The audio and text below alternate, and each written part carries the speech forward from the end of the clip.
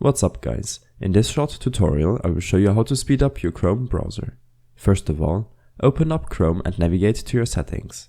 From here, scroll down and expand the advanced options to enable User Prediction Service to load pages more quickly. When this is done, right-click on an extension and select Manage Extensions, or click on the link in the description below. Here, you want to disable the extensions you don't need on a day-to-day basis. This will make sure that Chrome reduces its background activity.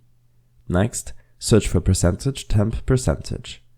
This folder contains all of the temporary files saved by your programs which should be deleted. With that said, delete everything in this folder. Some files will remain, so just leave them there.